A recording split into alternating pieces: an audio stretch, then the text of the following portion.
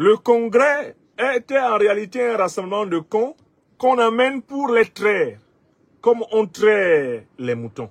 Les congrès éclatés n'ont aucun sens dans un parti politique où les moindres militants ou sympathisants qui ont pu émettre des points de vue qui ne sont pas conformes à l'orthodoxie du berger de la moutonnerie se sont retrouvés en prison. Car il est important de vous rappeler que M. Ouattara Draman a mis cette dernière semaine en prison 2 militants défenseurs connus de son propre parti.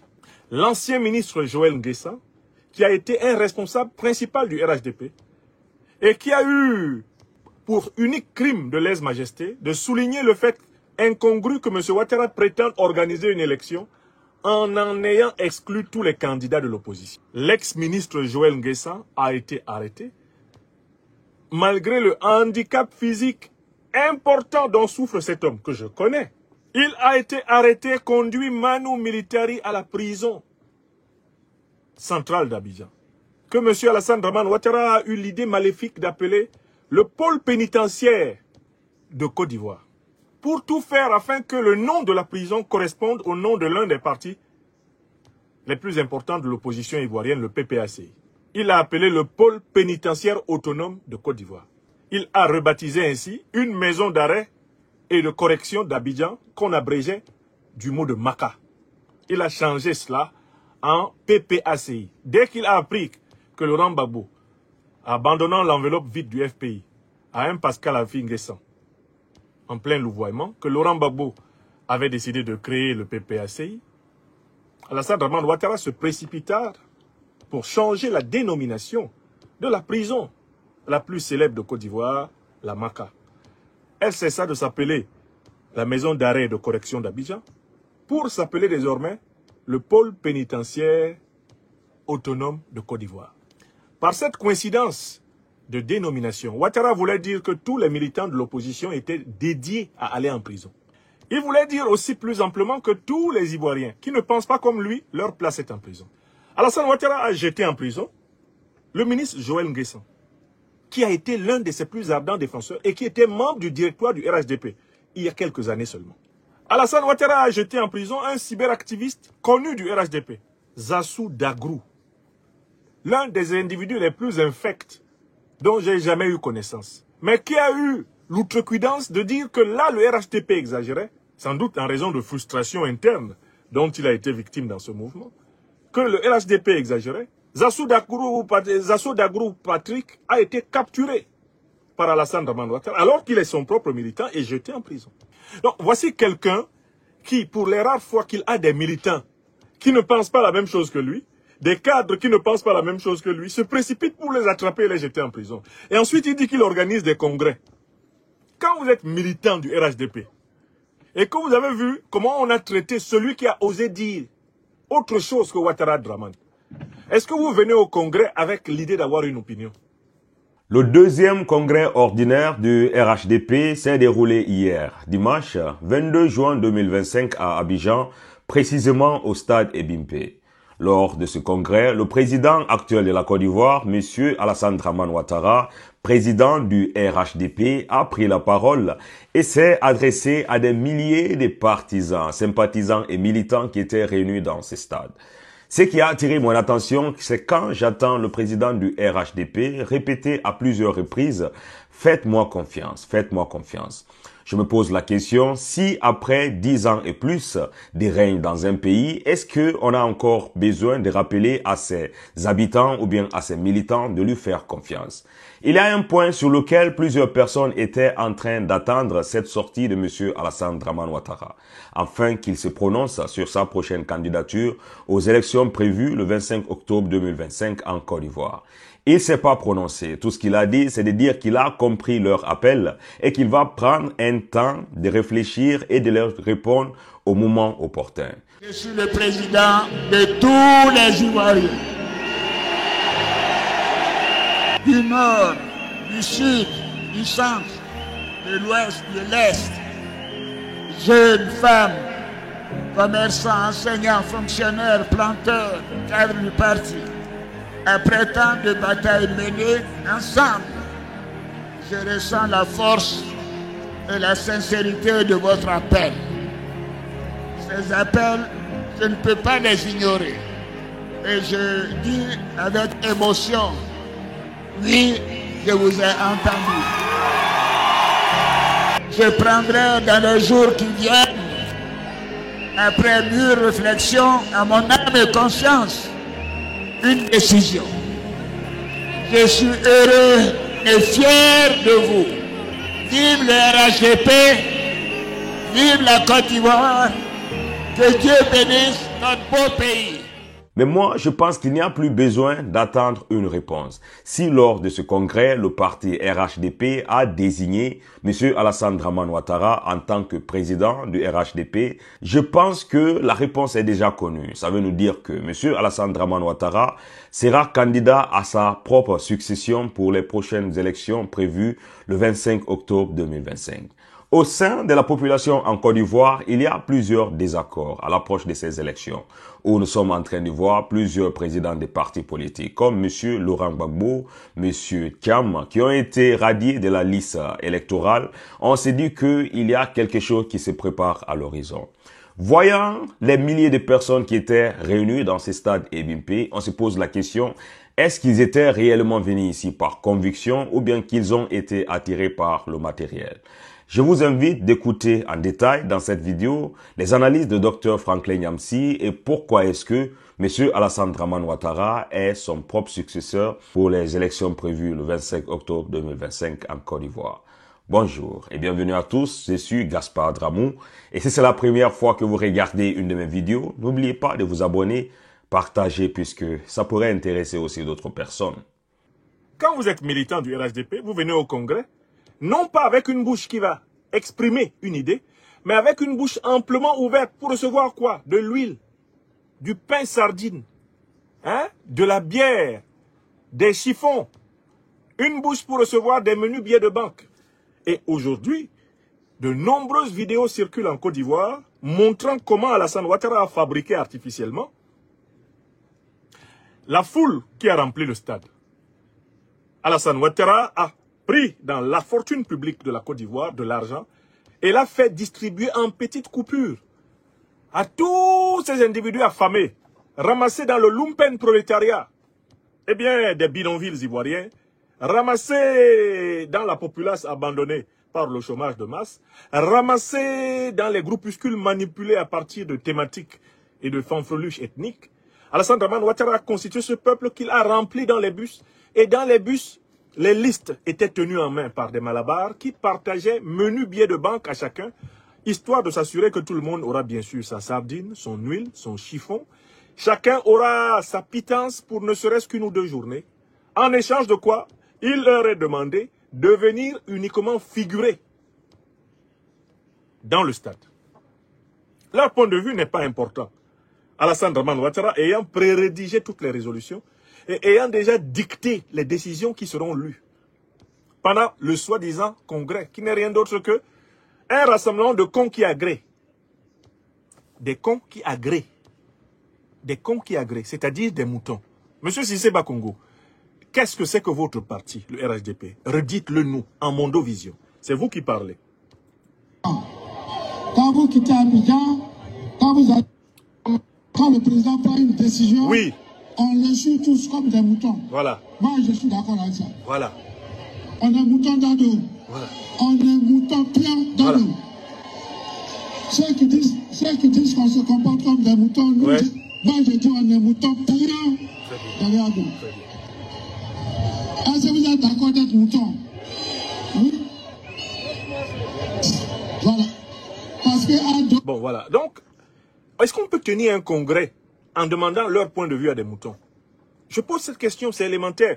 Vous, là, les petits militants de Ouattara Dramane, vous reconnaissez tous que vous êtes des moutons. Le directeur exécutif de votre parti dit que vous êtes des moutons. Lui-même, il dit on est moutons pions. C'est qu'il y a une expression ivoirienne pour dire nous sommes moutons le matin, moutons à midi et moutons le soir. Nous sommes moutons quand nous dormons, nous sommes moutons quand nous sommes réveillés. Nous sommes moutons 24 heures sur 24. La moutonnerie est notre condition permanente, c'est une ontologie. On pourrait même parler d'une moutonnéité du militant ouattarien. Bon. Quand vous n'avez pas de militants, quand vous n'avez pas autour de vous des gens qui réfléchissent, des gens qui font des propositions, des gens qui ont quelque chose à dire, est-ce que vous pouvez tenir un congrès? La notion de congrès suppose un rassemblement de personnes qui doivent partager une diversité d'opinions et s'efforcer de construire un consensus à l'issue d'une discussion et d'une décision par délibération. Voilà l'idéal du congrès. Mais il n'y a pas de congrès dans une formation politique où tout est sorti du cerveau d'un seul homme, qui se contente de dire à la masse informe et moutonnière de ses militants, faites-moi confiance, faites-moi confiance, faites-moi confiance. Quand cet individu répète cela, vous vous rendez compte que, en réalité, il est en train de vous dire que c'est lui qui est le souverain, dans sa tête, et que le seul avec qui il soit d'accord, c'est encore lui-même. Donc, Alassane Ouattara convoque un congrès pour rien. Tout le monde sait que le public qui était sur les gradins est essentiellement constitué de gens qui lui doivent ne serait-ce que quelques menus billets de banque, ou qui lui doivent des nominations. Il n'y a que deux catégories de gens dans la foule. Ceux qui doivent des nominations à des fonctions à Ouattara, et ceux qui doivent à Ouattara le fait d'avoir reçu quelques heures plus tôt quelques billets de banque. Voilà les deux catégories qui composent le stade. Les deux groupes de moutons. Les moutons nommés et les moutons nourris. Les moutons brièvement, provisoirement nourris. Voilà les deux espèces. Alors, ce monsieur dit qu'il a fait un congrès. Et il croit pouvoir inventer la glace en se faisant reconduire aux fonctions de président du RHDP par ses moutons. C'est-à-dire en se reconduisant lui-même. Puisque de toutes les façons, le point de vue des structures de base du RHDP sur la présidence du RHDP ne vaut rien aux yeux de Ouattara. Alassane Ouattara n'a pas demandé aux militants du RHDP s'ils veulent qu'il soit toujours leur président. Non. Il les a informés qu'il va dire que eux ils veulent qu'il soit leur président. Et c'est ce qu'il a fait. Parce qu'Alassane Ouattara, au moment de venir au Congrès, avait déjà dicté toutes les conclusions du Congrès à ses collaborateurs qui les ont répercutés aux bases. Et il a été demandé aux bases de répéter les décisions qui ont déjà été prises au sommet. Il n'y a pas eu de réflexion collective dans cette affaire. Quand Alassane Ouattara se réunit avec ses collaborateurs, c'est essentiellement pour leur donner des instructions. Et les collaborateurs doivent chacun briller dans l'art d'exécuter encore plus vite et plus aveuglément que possible les instructions du pâtre. Écoutez. Quand vous allez à Abidjan, non, c'est pas ça vous que je ne vous reconnaissez plus Abidjan. Ouais. Recommencer. Quand le président prend une décision, voilà, on le suit tous comme des moutons. Voilà. Moi, je suis d'accord avec ça. Voilà. Alors, est-ce qu'on peut faire un congrès avec des gens qui sont dans cet état? Alassane Ouattara dit qu'il a été reconduit à la tête du RHDP. Mais personne... Il y a eu vote où? Dans le RHDP, là, il y a eu vote où? Il y a eu les urnes où? Et comme les militants du RHDP, rassemblés dans le stade, savaient très bien qu'ils ne sont pour rien dans l'affaire, même quand Alassane Dramane Ouattara en personne a pris la parole, ils ont continué à bavarder comme si ce n'était pas lui qui prenait la parole. Si vous regardez les images du congrès du RHDP, vous verrez Alassane Dramane Ouattara complètement égosillé. Il avait 4 micros. J'ai compté 4 micros devant lui. Au moins 4. Il en avait un à gauche, un à droite. Il en avait un au milieu et puis il en avait un en main. Malgré les 4 micros de M. Ouattara. Il lui était impossible de dominer le bavardage, le capharnaüm, la jacasserie, la jactance qui animait la foule. Non pas que la foule était en train d'applaudir ado, ado, ado, ado. Non. La foule s'occupait de savoir on mange quand.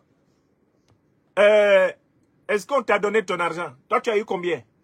C'est ce qu'on entendait dans la foule là-bas. Toi, tu as eu combien? Toi, on t'a donné t-shirt. Tu as eu casquette où là? Ah, mais toi, tu as eu 5 000. Eh, mais pourquoi moi, on m'a donné seulement 2 000? Ils étaient dedans. Écoutez le nombre de fois que le maître de cérémonie doit appeler cette foule à écouter leur soi-disant président. Vous avez déjà vu une foule qui n'écoutent pas le président qui est en train de parler. Vous savez pourquoi ils n'écoutent pas le président? Mais parce qu'ils savent que de toutes les façons, leur point de vue dans cette affaire ne compte pas. Les gens sont venus là, ils veulent s'assurer qu'on va leur donner leur argent. Ils veulent s'assurer qu'on va leur donner leur polo, qu'on va leur donner leur casquette, parce que c'est avec ça qu'ils se protègent du soleil. Les gens veulent s'assurer que si c'est 2000, c'est 2000 en poche. Et puis il remonte dans le bus, il s'en va manger son petit zegen tranquillement à Bobo derrière là, là-bas, c'est pas son problème. Lui, il n'est pas venu là pour écouter, comme on dit à Abidjan, long français de Ouattara, là, les discours somnifères d'Alassane Ouattara. Regardez le nombre de fois que le DJ doit rappeler aux gens, taisez-vous, le président parle, écoutez le président. Alassane Ouattara lui-même, se rendant compte qu'on ne l'écoute même pas, il demande au DJ d'augmenter le volume du micro. Et le DJ lui dit, président, c'est au maximum, c'est au maximum. Il dit, ah bon? Et il se met à taper le micro. Bon. Tout le monde entend bien que le micro est branché, mais c'est juste parce que les gens ne veulent pas l'écouter. Voilà les détails matériels d'un non-congrès, ce qui prouve très bien qu'il n'y a aucun rapport entre cet homme et ce peuple. Il s'agit d'un agrégat d'individus, d'un tas d'individus, entassés dans un stade pour faire figuration, dans un film dont ils n'ont rédigé ni le scénario, ni la mise en scène. Ils sont là, en attendant d'attraper leur billet de banque, leur canette ou leur bière, leur sandwich au beurre sardine. Dès qu'ils ont attrapé ça là, ils se cherchent. La preuve, quand on a sorti les images de drone, de ce qui se passait dans le stade, vous observerez que dès que quelqu'un avait récupéré son argent, déjà il se cherchait. Il y a un moment où les gens entrent massivement dans le stade, ils mettent la pression sur les chefs de groupe pour dire « Je suis venu », parce que chacun doit prouver qu'il est venu. Il faut me donner mon argent. Il faut me donner mon argent. Moi, gros français, je ne suis pas dedans. Dès qu'ils ont leur argent, les voilà en train de partir. Vous verrez qu'à un moment donné, l'aire centrale du stade se vide. Où sont-ils partis? Non, ils ont eu leur argent. Ils sont venus pour ça. Ils ont eu leur tissu, ils ont eu leur chiffon. Ils sont venus pour ça. Eux, ils sont pressés. D'ailleurs, la plupart de ces gens-là, ils ne viennent pas souvent au plateau. Pour une fois qu'ils sont venus au plateau, peut-être qu'ils vont même en profiter pour regarder un peu le plateau avant de repartir rapidement. Bon, donc, en fait, on voit très bien que la foule qui était constituée là était une foule artificielle. Et c'est comme cela les foules des dictatures. Sont des individus stipendiés, manipulés, sont des individus flattés, corrompus, ramassés comme des objets dans les quartiers pour venir faire figuration. Un véritable leader populaire n'a pas besoin de donner de l'argent à son peuple pour que celui-ci se mobilise à sa rencontre. Le peuple vient spontanément apporter son soutien à un leader véritable. Spontanément. Ce qu'on a vu là, c'est un montage artificiel. Alors, M. Ouattara, il prétend être reconduit à la tête du RHDP. Mais en fait, personne ne reconduit Ouattara à la tête du RHDP. Il s'est reconduit tout seul. C'est lui qui nomme tout le monde au RHDP. C'est lui qui se nomme lui-même. Les membres de base, aucun militant de base du RHDP ne peut vous dire « j'ai participé à un débat sur la nomination du président ». Est-ce qu'il y a eu quelqu'un qui a été concurrent pour qu'on dise même que la nomination était un problème? Alors, il se nomme président du RHDP et il veut donner l'impression de décaler à plus tard l'annonce de sa candidature. Et il commence par dire « je vous ai entendu ». Tous, vous demandez que je sois candidat à la présidence de la République. Je me prends un temps de réflexion je prends un temps de réflexion pour vous répondre. Quelle réflexion? Il n'y a aucune réflexion. On est dans un parti moutonnier. Et vous êtes leur berger. Tout le monde sait que vous êtes leur candidat. Alassane Draman Ouattara, gêné aux entournures, pourquoi? Il a violé la Constitution en 2020 pour faire un troisième mandat anticonstitutionnel. Il s'apprête à la violer en 2025 pour tenter un quatrième mandat anticonstitutionnel. Le motif qu'il avait avancé en 2020, le président Gbagbo l'a très bien souligné, c'était de dire mon candidat Amadou Gon Coulibaly est mort précipitamment, ce qui ne m'a pas laissé le temps de préparer une relève. Mais là, il a eu 5 ans. Il dit qu'il y a au moins une demi-douzaine de gens dans son parti qui seraient capables d'être président de la République. Et là, il commence encore à prendre un temps de réflexion. Soit il y a des gens dans le RHDP qui seraient capables d'être candidats à la présidence, soit il n'y en a pas. Quel temps de réflexion il y a? Est-ce que les 6 individus dont il parlait vont apparaître comme d'un chapeau de prestidigitateur tout de suite? Non, Alassane Dramane Ouattara est le seul et unique candidat auto-proclamé du RHDP. Alors, pourquoi je le dis? Mais d'abord parce qu'il vient de confisquer le parti. Quelqu'un qui se prépare à quitter le pouvoir ne reste pas à la tête du parti au pouvoir. Parce que quand on reste à la tête du parti au pouvoir, cela veut dire qu'on veut garder la main sur le pouvoir. Vous avez compris? On a vu des situations ailleurs, comme dans mon Cameroun natal, où Amadou Ahidjo, qui avait été poussé vers la sortie par François Mitterrand à la tête du Cameroun, a voulu, pour ainsi dire, jouer de la résistance en conservant la direction du parti au pouvoir de l'époque, appelé UNC, Union Nationale Camerounaise, pendant que Biya, son dauphin soi-disant constitutionnel, mais non moins désigné par Paris, allait être président de la République. Qu'est-ce que ça a donné? Ça a donné le coup d'État de 84, où Ahidjo a voulu, à travers ses partisans dans l'armée, mais reprendre la totalité du pouvoir. Le pouvoir, là, il ne se partage pas au sommet de l'État. Le président d'un parti qui est au pouvoir est rarement et difficilement, dans un système présidentialiste comme celui que Ouattara Dramane a mis en place, quelqu'un d'autre que celui qui veut présider à la République. Donc, en fait, Alassane Ouattara, ce que je voulais vous dire, c'est qu'il a bel et bien annoncé aujourd'hui qu'il est soi-disant candidat à l'élection présidentielle de 2025, mais qui n'en est pas une. Il n'y a pas élection présidentielle en 2025 en Côte d'Ivoire. Parce qu'on ne peut pas parler d'élection alors qu'il n'y a même pas les conditions pour qu'on parle d'une concurrence loyale.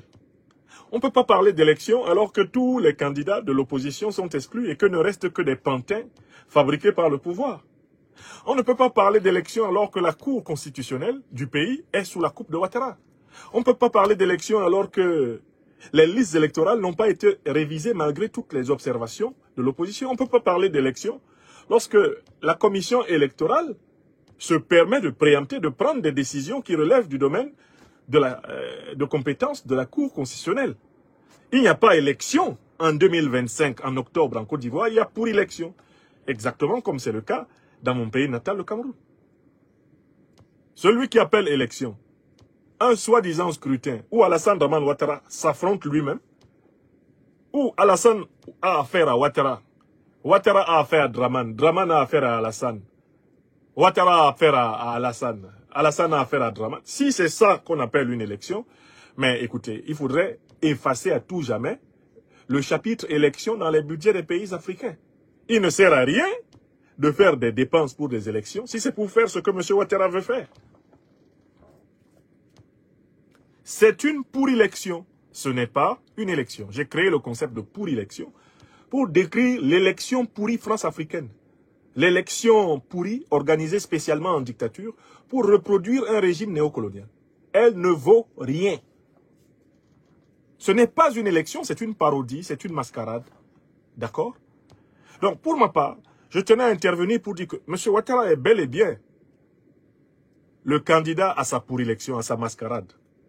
Et comme je l'ai déjà démontré depuis plusieurs années, pour qu'il y ait une élection présidentielle véritable en Côte d'Ivoire, il faut que l'obstacle à la tenue des élections présidentielles véritables en Côte d'Ivoire soit levé. Et cet obstacle s'appelle Alassane Dramane Ouattara.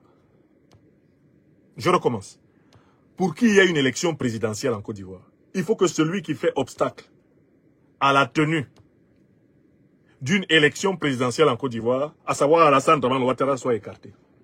Tant que lui, il est là, tant que c'est lui qui a la main sur la commission électorale, c'est lui qui a la main sur la cour de justice, c'est lui qui a la main sur les forces de défense et de sécurité, c'est lui qui a la main sur les médias publics, c'est lui qui a la main sur le soutien des impérialistes et des néocolonialistes occidentaux et moyen-orientaux. Tant que c'est cette situation, il n'y a pas élection en Côte d'Ivoire.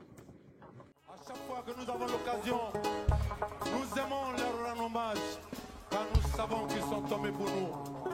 Nous disons que si la France n'a pas oublié le général de Gaulle, que si les Américains n'ont pas oublié Martin Luther King, nous n'avons pas le droit d'oublier Thomas Sankara, Patrice Lumumba, Kwame Nkrumah, Jomo Kenyatta, King Rastafari from Ethiopia. Ils ont oublié. la prison d'Assabo.